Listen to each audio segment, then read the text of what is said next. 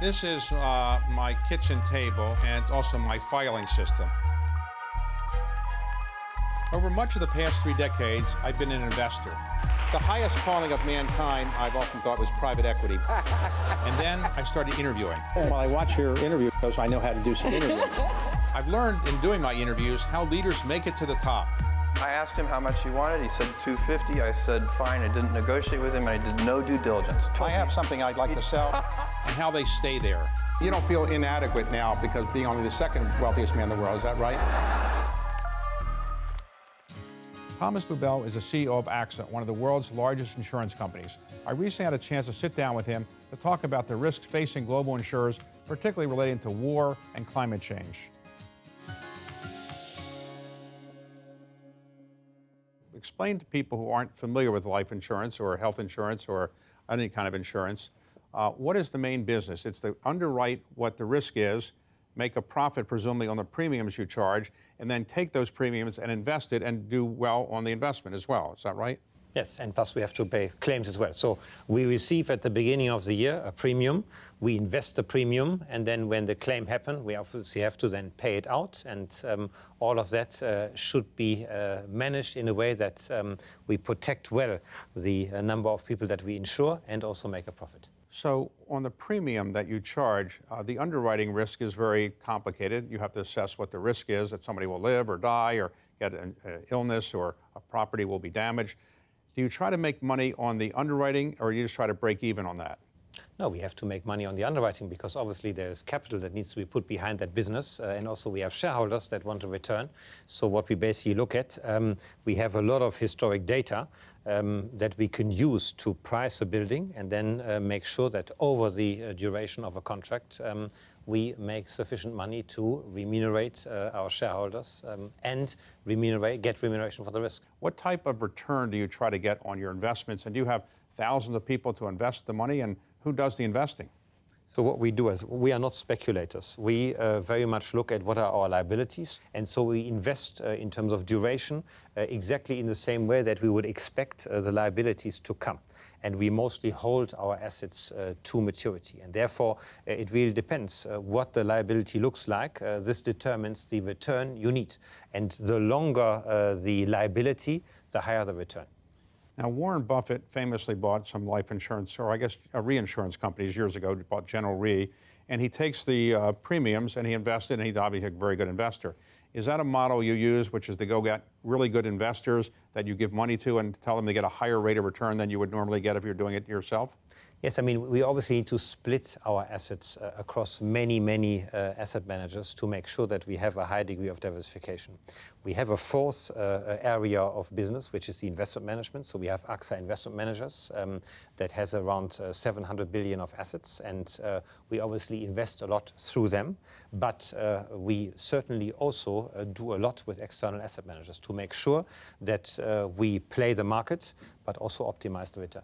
So in an era when we have high inflation, high interest rates, what kind of rate of return do you need to get to kind of be comfortable? Do you need to get a 7, 8, 9, 10% rate of return, or much higher than that to feel that you're doing a good job investing the money that you have from the premiums?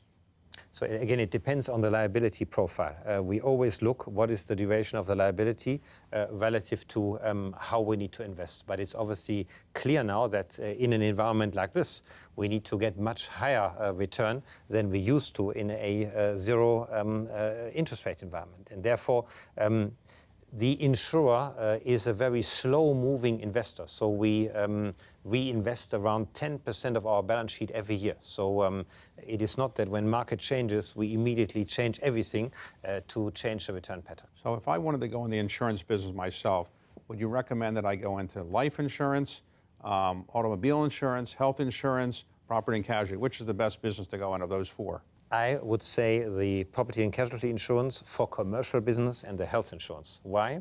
Because those are the two businesses that are growing the most. On the property and casualty for companies, you've got all the new risks, supply chain risk, cyber risk, climate transition risk. And on the health side, the question around more longevity, but higher health cost, and how can you help people to live a better life?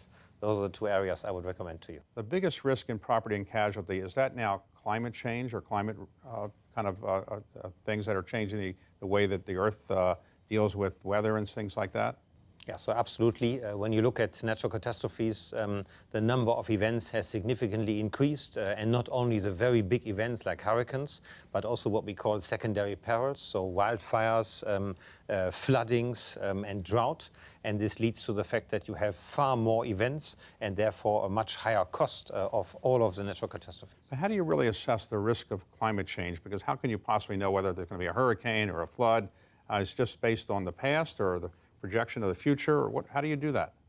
So essentially we use data from the past, but as you say, since the dynamic has changed, we need to also look forward. And what we do a lot, we work a lot with scientists who understand what the warming of the Earth and climate change will mean for the question of taking risk. And secondly, we take much less risk than we used to take because we have to be careful. So let's suppose there are a lot of hurricanes. Is that good for property and casualty insurers or not? Good because people say, well, there's going to be more hurricanes, I should buy more insurance, or not good because you got to pay a lot of claims? It depends. I would say it's good because it creates the awareness to do more prevention. What we see today is that, as I said earlier, there is more events. It becomes more and more difficult to insure, and therefore we work a lot with our customers around preventions. And so if you look at the large hurricanes, Hurricane Katrina and Hurricane Irma, for example, they're about 15 years apart. Costs have actually come down over time despite inflation. So prevention does work. All right, let's talk about another type of insurance, which is life insurance. Are you better off if people live a long time so they don't claim their life insurance, or are you better off if they die sooner? It always depends. So dying sooner is mostly better because if people live longer, you have the longevity risk, and you never know how long people live. But that really depends country by country. We have certainly made the choice of being relatively cautious around life insurance. We used to be 80% in life insurance in our whole portfolio. We are now 20% in life insurance because life insurance is very much financial risk, which is not diversifying. And secondly, it is very much linked to a high degree of regulation, which makes the business very, very difficult. Let's talk about health insurance, a third type of insurance. So there's a lot of obesity going on in the Western world, a lot of drug abuse in the Western world. Do you take that into account when you sell health insurance? Yes, obviously. I mean, you have to give your BMI, which is then the proxy around the question how obese are you or not. But even, for example, this area, we are at the beginning of quite a big revolution. If you look at all the new drugs like Ozempic and others, they could change the pattern of obesity significantly going forward, which is actually an exciting journey to go on. So the United States has a complicated healthcare program. I don't know how it works in Europe, but is our program in the United States, some call it Obamacare, Affordable Care Act, is that program better or worse for health insurers than whatever you have in Europe? Both have the same issue, which is the demographic issue. If you look, for example, in the US, I think about 10, 15 years ago, about 20% of the federal budgets and fiscal budgets were related to welfare. Today we are at 39% due to the fact that people are getting older. You see exactly the same pattern in Europe. So the question around public or more public type health system will come on the table and new solutions will be needed. Now, maybe unfairly, but insurance companies have a reputation for saying, well, we'll sell you insurance, but when the claim comes, they say, well, maybe it's not as much damage as you claim, and they take a long time to pay out. Is that a fair portrayal of the way some insurance companies are, and how do you deal with that image? So when I joined the insurance industry in 2005, this image was already there. And I would say at the time it was also justified to a certain degree because we were not enough engaged to work really for the broader society. We were still very bureaucratic. If you fast forward now, almost 20 years forward, this is not the case anymore.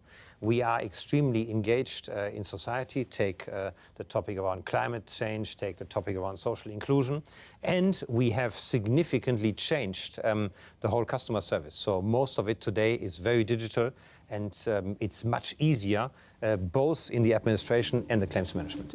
As the CEO of a company, do the insurance people come to you and say, we have a big risk here, we're going to underwrite, or or do they leave you out of the underwriting business? About 99% of all risks is done in the entities, and so it should be. But yeah, there are some risks that come to me where I have to take a decision.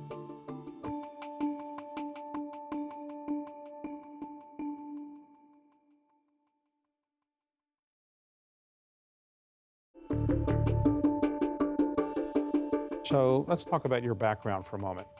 Where are you from originally? Where were you born? I was born in Germany. Where did you go to school? I went to school near Düsseldorf in Germany and did all my childhood in Germany. And you were a German speaker, I assume. Yes, I am. Did you speak French as well as a young? I learned French in school. It was my third language, so I did Latin, English, and then French. At the time, I didn't know how valuable it would be that I learned French. Now, in the United States, you often hear people saying, I want my little boy to grow up to be an investor. They wanted to be a doctor or a lawyer. You never hear people saying, I want my little boy to grow up to be an insurance person. So how did you grow up to be an insurance person? Did your parents tell you to be in the insurance world? No, not at all. So when I studied, or after I finished my studies, I wasn't really ready to decide in which industry I went. And so I went into consulting to prolong a little bit the journey and test certain industries. And so during that consulting time, I did amazing projects. Some were in insurance, other were in women's underwear, other were in IT distribution. So I saw very different sectors. And I really liked the insurance sector at the time because I saw exactly what you mentioned earlier, that there is an industry that is deeply rooted in society because we are basically promoting and ensuring social cohesion, yet the industry was not recognized for it. It was that question around a very bureaucratic industry. And at the time, I wanted to make a difference and wanted to go in there. So right before you joined AXA, you were working where? I worked for Boston Consulting. Okay. Then went to Winterthur Insurance, which was bought by AXA. So Okay. the second signature I had to give was the NDA of the AXA deal. Then I went and ran Zurich Insurance in Switzerland, and then went back to AXA to run Germany for AXA. You've been the CEO since 2016, Yep. and the stock is up about 60% since that time?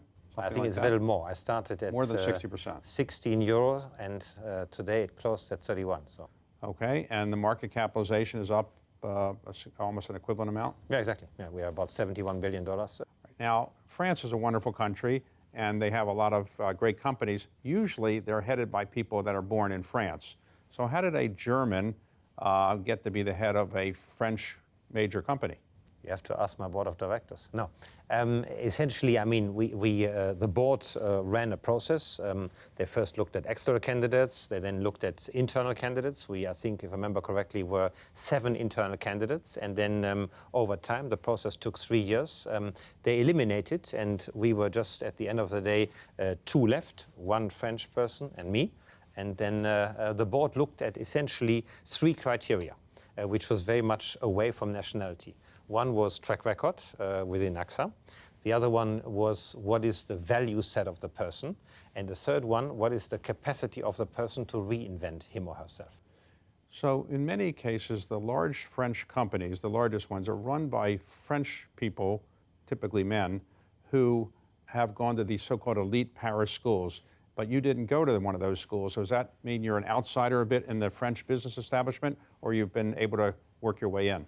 I've been able to work my way in, but that needed 2 things. One, the curiosity of the French CEOs in me, but also my ability to then fully dive into it. And so what I did, for example, with my rudimentary French knowledge that I had from school and studying, I only spoke French the whole day to make sure that this would work, and I integrated myself wherever I could.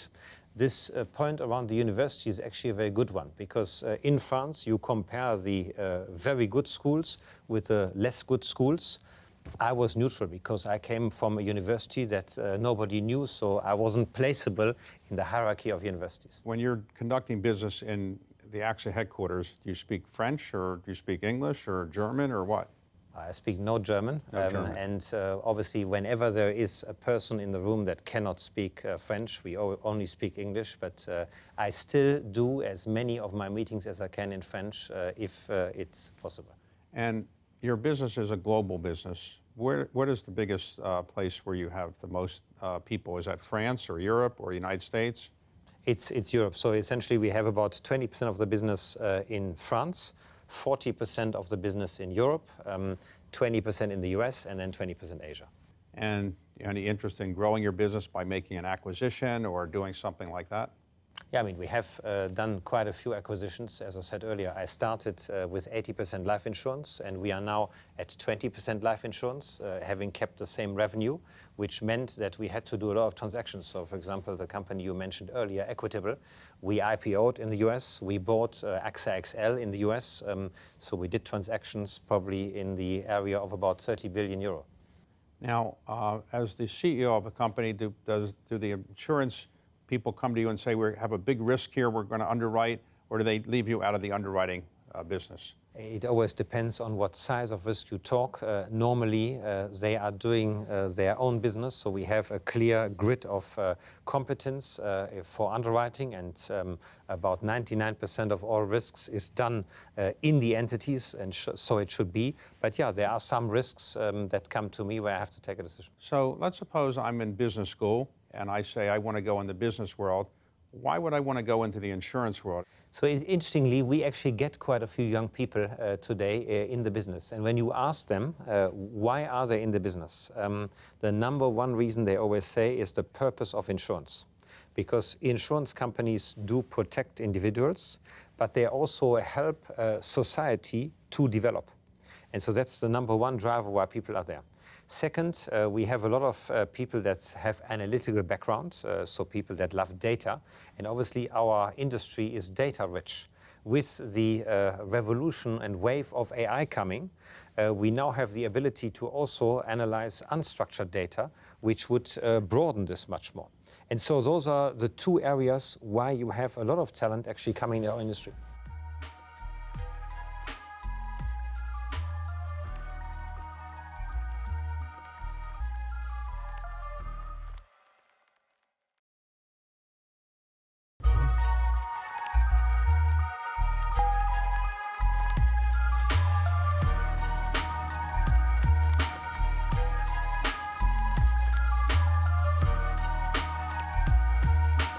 Okay, let's talk about the economy.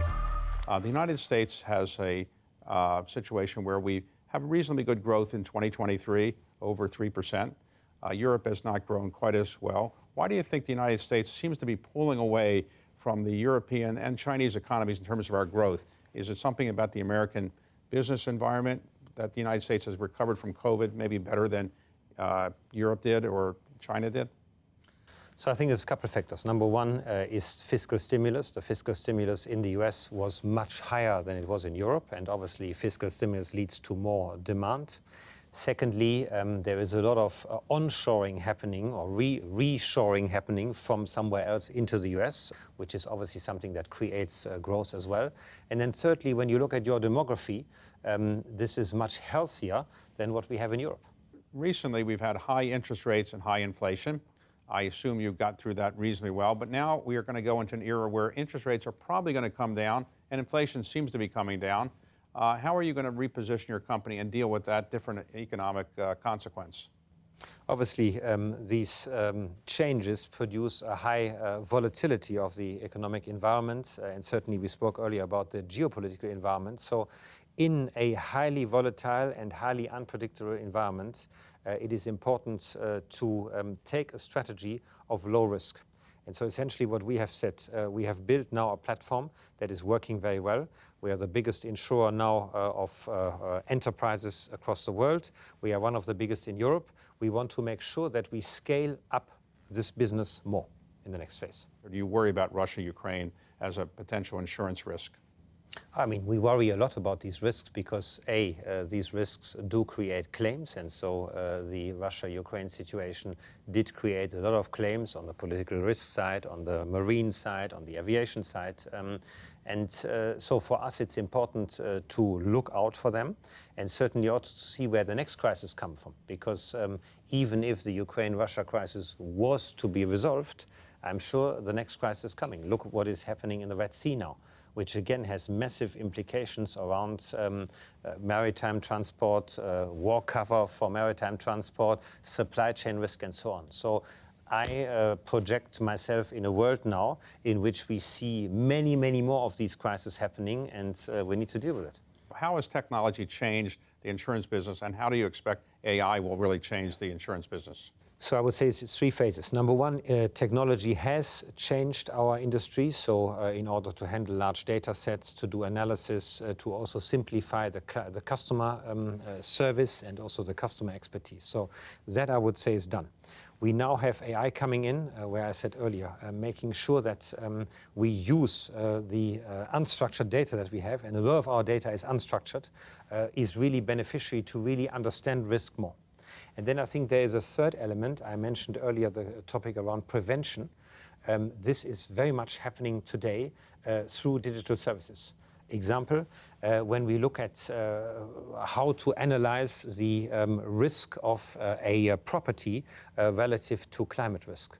We use a lot of satellite data, or if we want to insure marine transport and see where is the danger of theft and damage the highest, we use satellite data. So all of this has a technological component that will increase much more.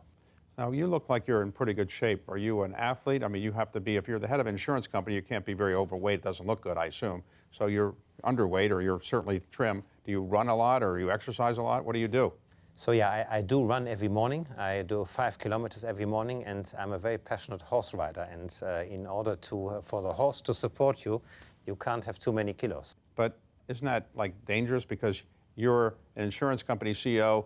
The horse could stumble and you could fall, and the horse could fall on you. Have you ever had that problem? I've fallen many times. I wear obviously a helmet and wear a vest, like the motorbiker vest. When you fall, it blows up. And so far, apart from a broken finger, nothing. Okay, well, that's another sport I probably won't be. If I told your insurance people that I was going to be doing horse jumping, they probably wouldn't give me life insurance. Yes, they would. If you do Really? it, if you don't do it professionally, they would. What's the greatest pleasure of running AXA or running a large multinational like that? What is the great fun of it? So first of all, it's great to work with so many motivated people. Yes, you say it's difficult to get good people, but we have good people, and it's a pleasure to work with them. Secondly, an insurer looks into every industry. From satellites to crocodile farms to travel insurance. So it's a very broad view. And thirdly, it is really a place where you can do good for society. So what I mentioned earlier around our approach on climate change and investing in a different manner and underwriting in a different manner, you can see the change you can make on society. So on the whole, the message you want to give people is AXA is the best insurance company that they should use, and insurance is doing a useful thing for society. Is that your... Exactly. Perfect summary. And no regrets about not going into investment banking, private equity, government. You're happy with what you're doing? I'm very happy with what I'm doing, and since I don't know what the other things are about, I will stay where I am.